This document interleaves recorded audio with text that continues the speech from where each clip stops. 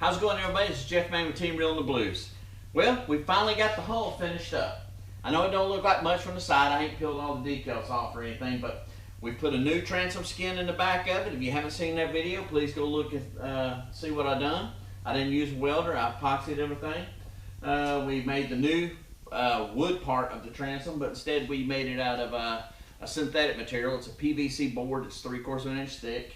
We got that installed. I'll be posting the video for it pretty soon.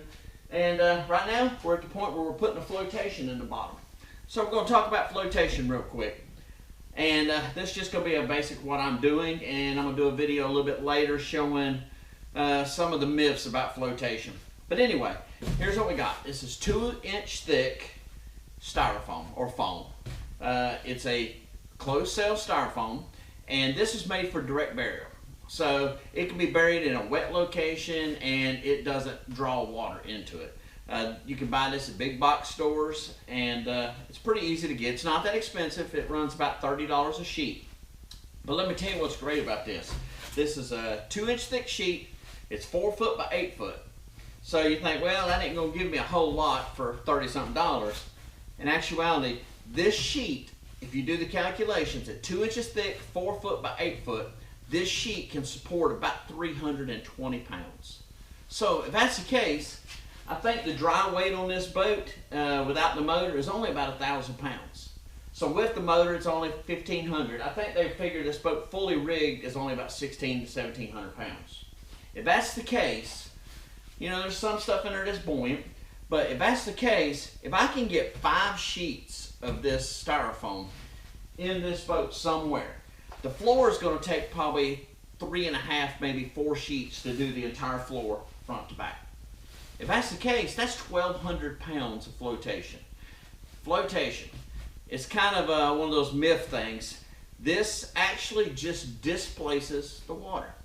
So this much styrofoam can displace 320 pounds of water. So that's as simple as it gets on what this stuff actually is. What I'm going to do, I'm going to put this in the boat. We're going to turn it on its edge. My ribs are about 12 inches apart, so I can actually put 6 of these, but I'm only putting 5 in some sections because I don't want them real tight. But I'm wedging them in straight up and down. So I'm cutting them out and dropping them in, just like stacking cards from front to back.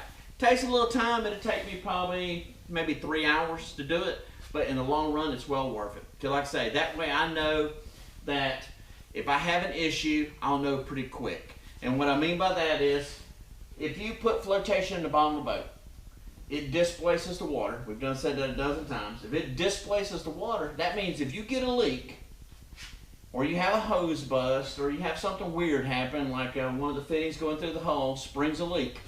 If there was no flotation in this boat, by the time you realized you had an issue, if you were anchored or just trolling, slow trolling, you would have 150, 200 gallons of water under the floor before you noticed it coming up above the floor. With this in there, it takes up all the room that the water would take up.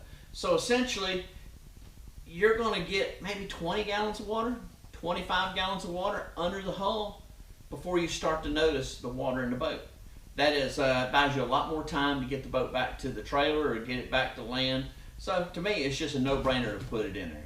It's, like I say, it's not that expensive and it's a great insurance policy. So let me show you what we're doing. I've already got in the boat. I've took my measurements.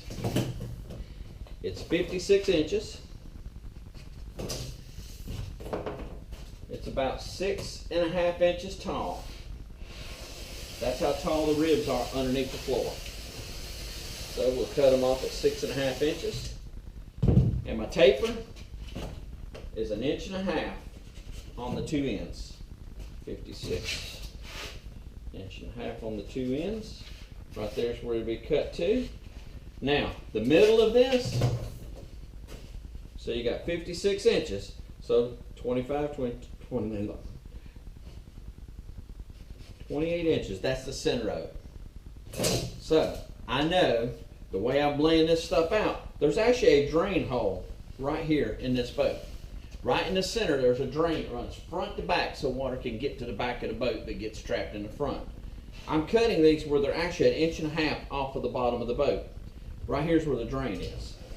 So I'm 7 inches on each side of that drain. Now all I gotta do is cut those wedges.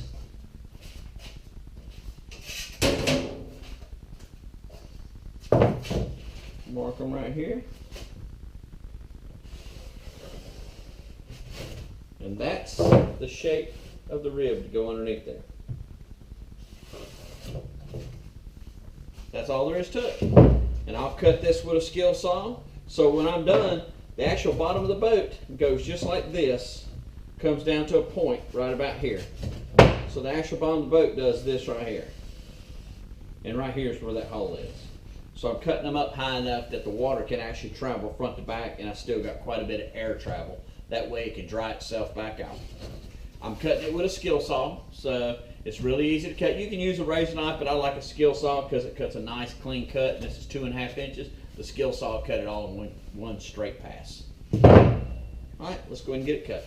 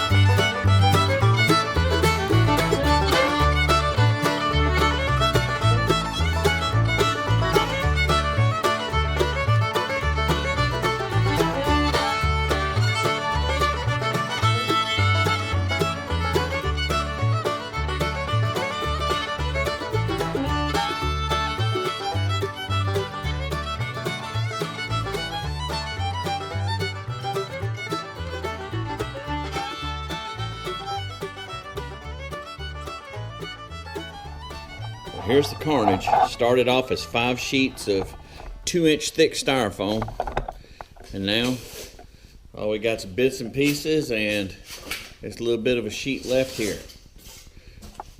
There we go. It ain't that hard to do. Just take your time, cut the pieces to fit the ribs with a little bit of airspace underneath them. They're sitting on the outside corner, but the rest of it's floating about a 1/2 inch off of the hull of the boat. Now, if water gets in there, it can get out with no problem.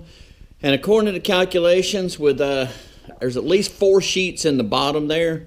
So with 4 sheets in the bottom, that's about 1,200 pounds of flotation. You can figure I probably got, I don't know, 1/4 of a sheet of scrap. So you can subtract about 150 pounds from that. So still, we're over 1,000 pounds of flotation just in that little bit of flotation right there. Now, let's go ahead and start putting this aluminum down.